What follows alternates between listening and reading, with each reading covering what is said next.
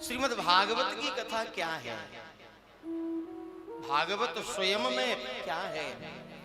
क्योंकि आजकल हम लोग भागवत कथा सुनते तो बहुत हैं साथ, एक जगह कथा पूरी नहीं होती, दूसरी जगह प्रारंभ हो जाती है, यहाँ सुनी वहां सुनी, फलानी जगह सुनी, दौड़ रहे हैं, सुन रहे हैं, लेकिन समझ नहीं रहे हैं, केवल सुनने में लगे हैं, केवल श्रवण करने में लगे हैं। नहीं प्यारे, श्रीमद् भागवत कथा केवल सुनने का एक विषय नहीं है, ये समझने का विषय है।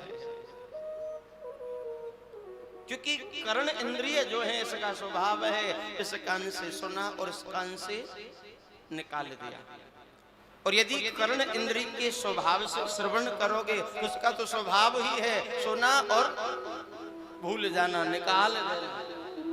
तो केवल सुनना नहीं है, सुन करके समझना है। श्रीमद् भागवत कथा क्या है, श्रीमद् भागवत की कथा से क्या फल प्राप्त होता है, क्या लाभ प्राप्त होता है। बहुत से लोग तो कथा में आकर प्रणाम करते हैं, नमन करते हैं और प्रार्थना करते, प्रभु हम कथा सुन रहे हैं, लक्ष्मी मैया की खूब कृपा हो जाए। देखिए, मैं प्राय कहता हूँ, भगवान की कृपा को धन से कभी मत जोड़िए। क्या कथा सुनकर के केवल धनवान हो जाएं? इतनी तुच्छ वस्तु हम मांगे? अरे धनवान तो मेहनत करके कमाने से भी हो सकते हैं, लेकिन ये जो कथा है ना, ये केवल धनवान होने के लिए नहीं है, धनी होने के लिए नहीं है, ये तो कल्प वृक्ष है, ये तो मुक्ति प्रदान करने वाली है, ये तो कल्याण करने वाली है। केवल धन मांग करके हम भागवत जी की शोभा को बिगाड़े नहीं, अनादर नहीं करें। ये केवल धन ही नहीं देती, ये तो व्यक्ति को इस कलिकाल से, इस संसार से, जीवन से मुक्त भी कर देते हैं। इतना सब कुछ प्रदान करने वाले श्रीमद् भागवत जी की ऐसी महिमा, पुराणों का तिलक कहा गया है श्रीमद् भागवत जी को।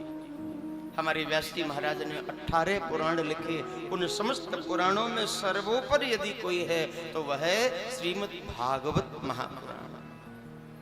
पुराणों का तिलक, वैष्णवों का परम धन है ये भागवत। कल्प वृक्ष है, जो इसकी छाह में बैठे उसको वही प्राप्त होता है। लेकिन मांगने वाला समझदार होना चाहिए।